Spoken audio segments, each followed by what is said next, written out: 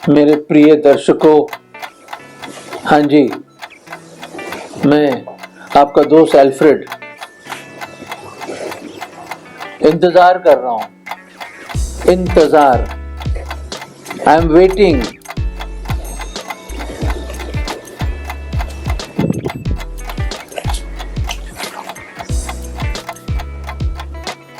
आप भी इंतजार कर रहे हो ना, है ना? आप भी इंतजार कर रहे हैं। एल्फ्रेड भाई कब बोलेंगे आप? समय शुरू हो गया है। दोस्तों, ये जो फीलिंग है ना इंतजार की, ओहो बड़े परेशान हो जाते हैं लोग। ओहो, बड़ी दिक्कत होती है। खास तौर से मेरी बेटी है ना, ट्रैफिक जैम में। आपने तो ट्रैफिक जैम में गए होंगे ना।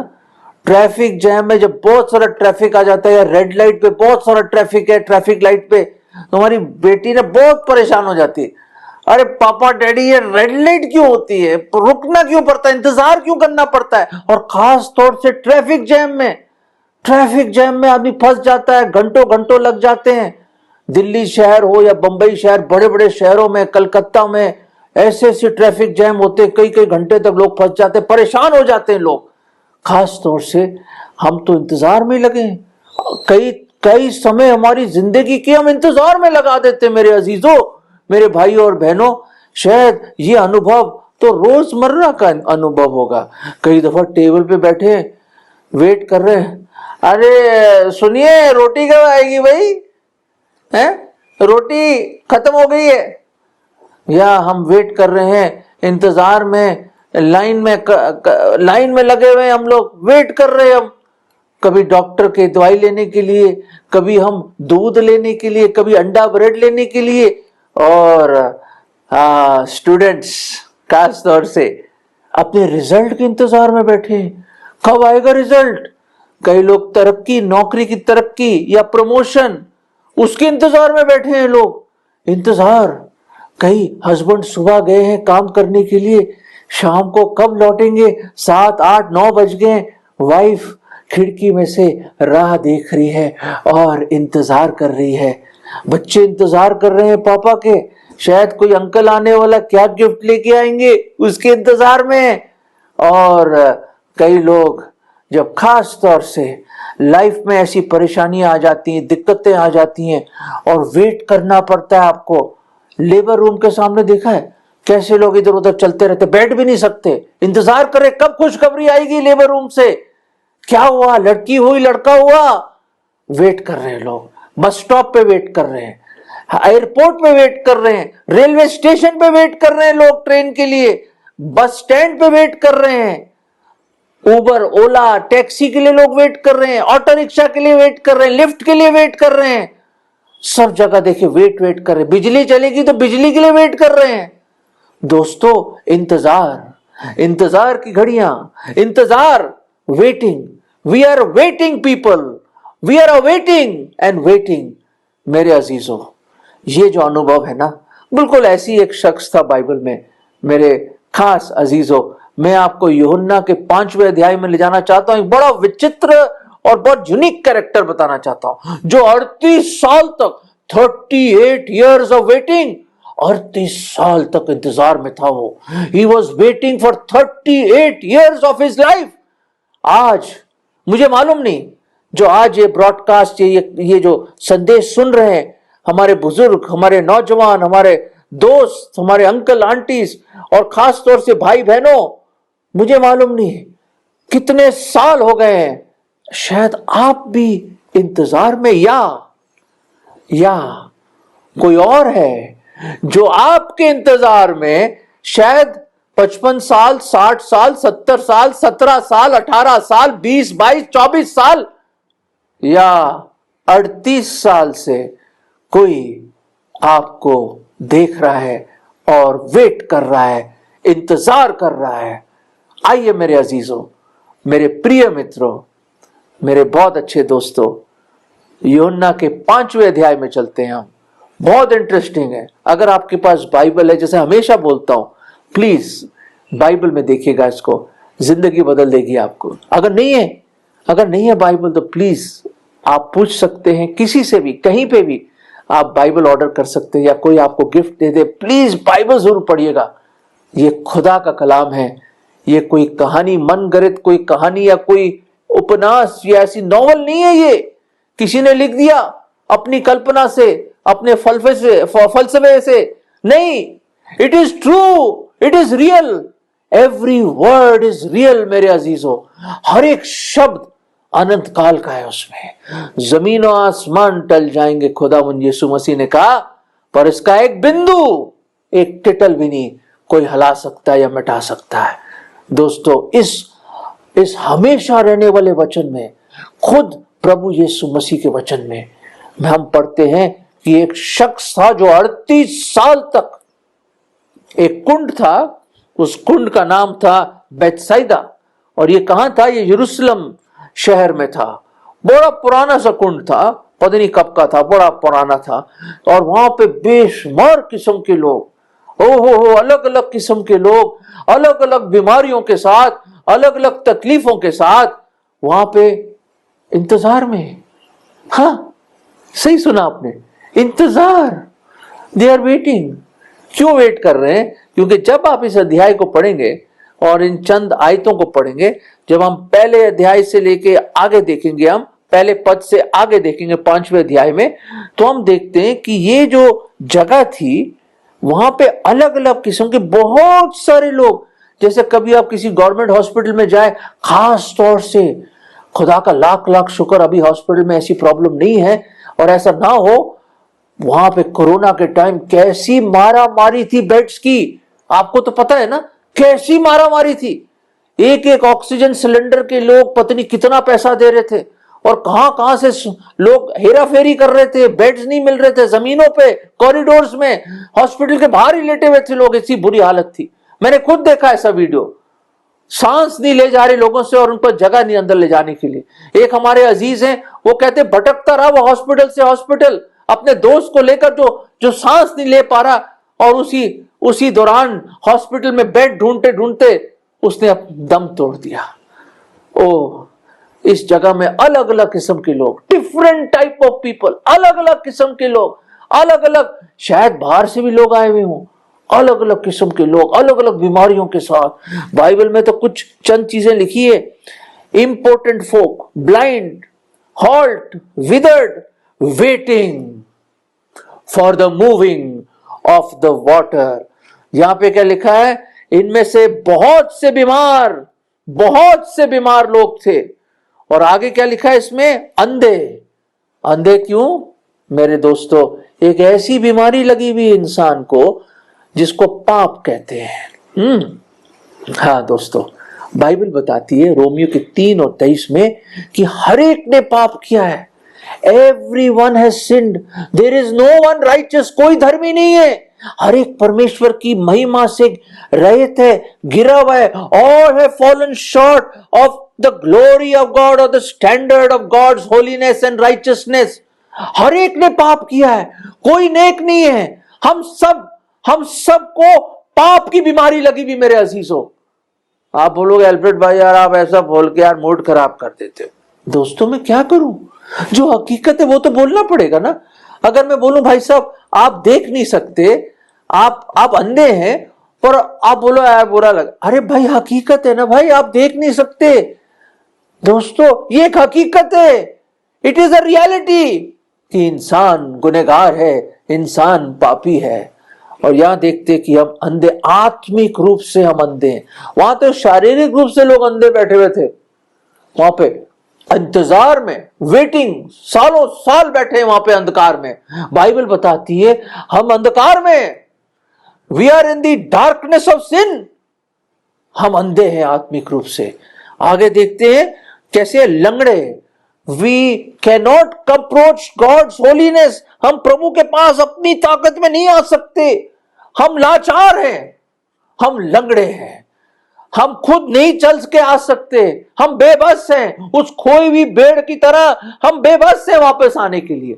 हम रास्ता भूल गए हैं, हमारी टांगे पाप ने तोड़ दी हैं, हम लंगड़े हैं, हमारे पास कोई आशा नहीं है। फिर आगे क्या लिखा है यहां पे? और कैसे लोग थे? सूखे अंग वाले, विदर्ड पीपल। दोस्तों हमारा हृदय जो है बिल्कुल सूख गया है, उसमें प्यार और मोहब्बत नाम की कोई चीज नहीं है, कोई इस तरह की कोई शांति नहीं हमारे जीवन में। We are dried with love and peace. सूखा पड़ गया हमारे जीवन में। खुदा नहीं है तो सूखा है, जैसे पानी नहीं है, बारिश नहीं होगी तो अकाल आ जाता है। हमारे इस जीवन में सूखा और अकाल आ गया खुदा का। हमारे पास कुछ नहीं मेरे अजीजों, हम सूखे हुए हैं, कोई अच्छाई नहीं। बाइबल कहती है अगर अच्छाई करोगे भी तो कैसा होगा? मैले कुचेले चित्रों की तरह है हमारी अच्छे काम। अरे ये बताइए, सूखे हुए कुंड से या सूखे हुए नदी से कौन पानी पी सकता है? हम कुछ नहीं कर सकते। बाइबल बताती है हम बेबस है, बेबस है हम लोग। खुदावन कहता है तुम अपनी ताकत में कुछ नहीं कर सकते। You can do nothing without me. कुछ नहीं कर सकते। यूहन्ना 15 में हम पढ़ते हैं। दोस्तों, बीमार हैं हम पाप की बीमारी से, आत्मिक रूप से अंधे हैं हम। दोस्तों, हम लंगड़े हैं।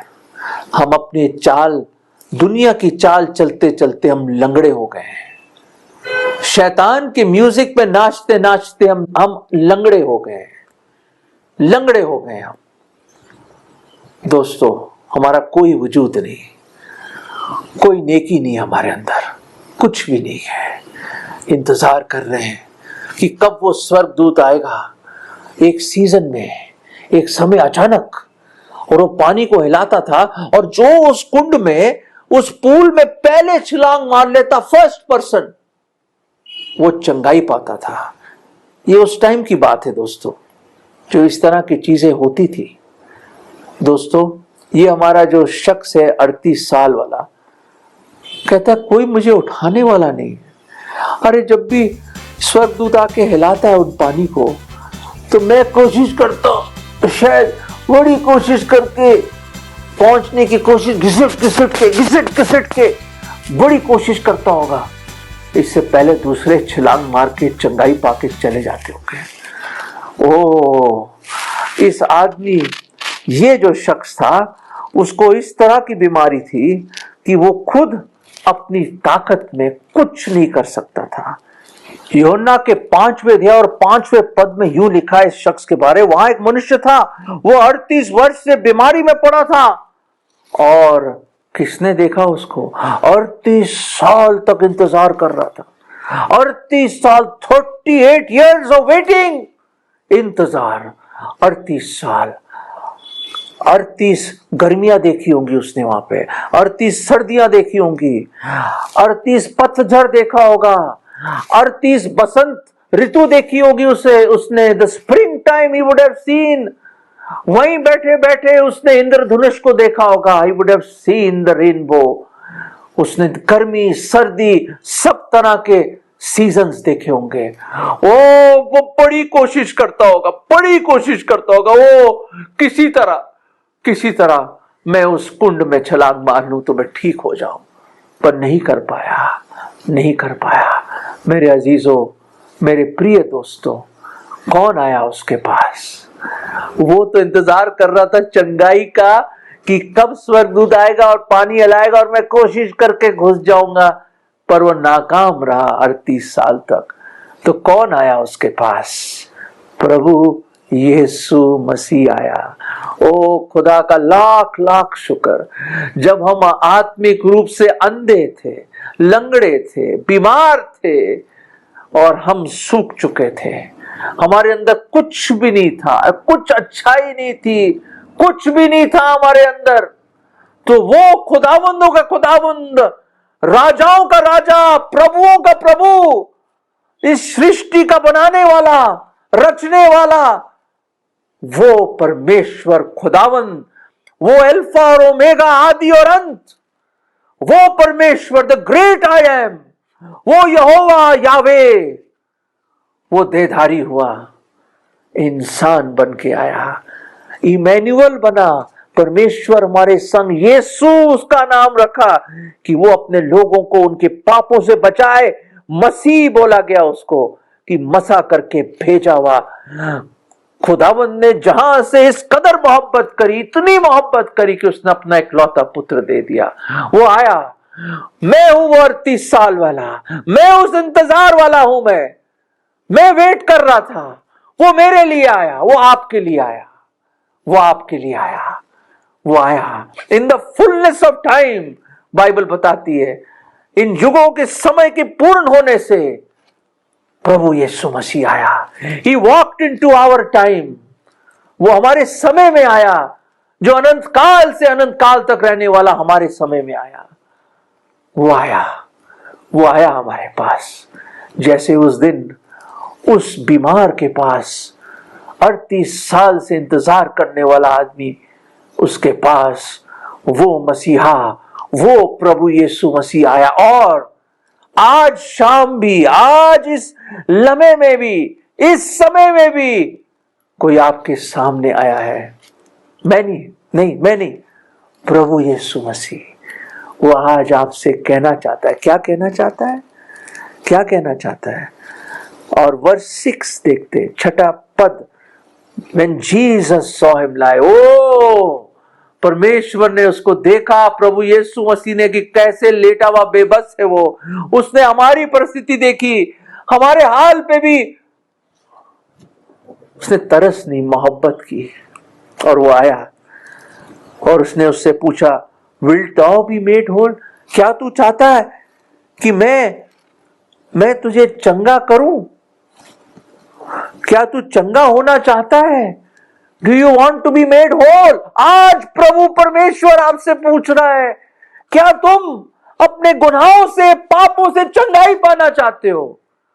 उस आत्मिक बीमारी से चंगाई पाना चाहते हो? उस गुनाह, उस पाप की सजा, नरक से चंगाई पाना चाहते हो? निजात पाना चाहते हो? बचना चाहते हो? क्या क्वेश्चन है ये? उस बीमार से खुदा पूछ रहा है, प्रभु यीशु मसीह पूछ रहे हैं, क्या तू चंगाई चाहता है? तो पता नहीं वो हैरान हो गया होगा, प्रभु 38 साल से मैं यहाँ पे हूँ, कोई है नहीं मुझे उठा के डालने, आप डालेंगे, आप मेरी मदद करेंगे। ओ दोस्तों, हम परछाइयों के पीछे क्यों पड़े हैं, जब खुद वो सूरज हमारे सामने है। The son of righteousness is in front of us. वो खुदावंद हमारे साथ है, तो परछाइयों की ओर क्यों पकड़? कोई मेरी मदद नहीं कर रहा, कह रहा, अरे ये प्रभु तेरे सामने है, मेरे अजीज पहचान, मेरे दोस्त पहचान, मेरे भाई और मेरी बहन पहचान। वो इंतजार आज खत्म हो सकते, इंतजार की घड़ियां खत्म हो सकती हैं आज, अगर आप उसको पहचानेंगे, आप उसको पहचानेंगे। दोस्तों, उसने, खुदा ने देखा कितना वो चाहता था कि वो ठीक हो जाए, और उसका जवाब तो हाँ ही था। इससे पहले कि उसकी ट्रेमलिंग लिप्स में वो बोल सका कुछ, खुदावंद यीशु मसीह ने कहा, उठ, खड़ा हो, अपनी खाट उठा और चल। Rise, take up your bed and walk. और तुरंत वो खड़ा हो गया, अपनी खाट उठाई और चलने लगा। और सब्त का दिन था वो। दोस्तों, आज उद्धार का दिन है। Today is the day of salvation. आज है वो दिन। देखो, आज है उद्धार का दिन, आज है पश्चाताप का दिन। आज, कल नहीं, आज प्रभु यीशु मसीह। कल और पल हमारे हाथ में है ही नहीं दोस्तों, हमारे हाथ में नहीं है। जैसे 38 साल के इंतजार के बाद उसको नजात मिली, अपनी बीमारी से चंगाई मिली, और उसके आगे आप पढ़ेंगे उसको पापों की क्षमा मिली। ओ मेरे अजीज, ओ मेरे प्रियजन, आज प्रभु पूछ रहा है, क्या आप चंगाई चाहते हो? क्या आप उद्धार चाहते हो? मुक्ति चाहते हो? पापों की क्षमा चाहते हो? दोस्तों, हम लाचार हैं उसकी तरह। कब तक इंतजार करोगे? 38 साल, 20 साल, 15 साल, 70 साल, 60 साल, मुझे नहीं मालूम कितने साल हो गए आपके जीवन के, कितने साल हो गए। अपनी एज के साथ जोड़ सकते हैं इस इंतजार को। उतने समय से परमेश्वर आपका इंतजार कर रहा है, वेट कर रहा है, कब उस प्रश्न का जवाब देंगे आप। दोस्तों, आज हाँ बोल दीजिए, अपना जीवन सौंप दो और ये बोले, ए प्रभु, ओ मेरे मसीहा, मेरे खुदावन, मेरे प्रभु, मैं आपके शरण में आता हूं। मैं लाचार हूं प्रभु, बेबस हूं प्रभु, मैं अंधा हूं प्रभु, मैं कुछ नहीं कर सकता, मैं अंदर से सूख गया हूं, पाप ने मुझे खा लिया है प्रभु, मैं कोई अच्छाई नहीं, मेरा हृदय ढोंगी दुष्ट है, मानता हूं मैं पापी हूं प्रभु, मैं लाचार हूं, ये कुंड मेरी मदद नहीं करेगा, धर्म मुझे नहीं बचा सकता प्रभु, आप बचाएंगे प्रभु, कोई इंसान मेरी मदद नहीं कर सकता प्रभु, आप हैं आज मेरे सामने प्रभु, मेरे पाप क्षमा कर दो, मेरे दिल में आ जाओ। मैं आज मानता हूं, पूरे मन से विश्वास करता हूं कि मेरे गुनाहों के खातिर आप सलीब पर मारे गए, आपको दफनाया गया, तीसरे दिन आप जी उठे, आप जीवित ही स्वर्ग में गए, आप प्रभु है, परमेश्वर है। मेरे दिल में आ जाओ प्रभु, मुझ पापी को बचा लीजिए प्रभु, प्लीज मुझे बचा लो, मुझे बचा लो, मुझे उठा लो प्रभु, मुझे बचा लो। मैं आज आपको अपना उद्धार करता प्रभु करके ग्रहण करता हूं। ये विश्वास की प्रार्थना मैं प्रभु यीशु मसीह के नाम में मांगता हूं, आमीन आमीन। दोस्तों, अगर आपने ये प्रार्थना करी है, उठो, अपना जीवन दो उसको और एक नई जिंदगी पाओ। दोस्तों, आपसे बहुत प्यार करता है। क्या आप चंगाई नहीं चाहते? क्या आप पापों से क्षमा नहीं चाहते? क्या आपका जीवन बदलेगा नहीं? बिल्कुल बदलेगा। वो वेट कर रहा है, वो वेट कर रहा है आपके लिए। मुड़ आइए, लौट आइए, अपना जीवन उसको सौंप दें और याद रखें, वो आपके जीवन को बदल देगा। अगर उसको अपने जीवन में आप बुलाएंगे, आपका जीवन पूर्ण रूप से बदल जाएगा, एक नई सृष्टि बन जाएंगे आप।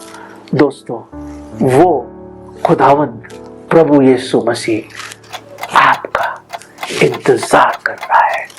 कब तक वेट कराओगे उसको? कब तक?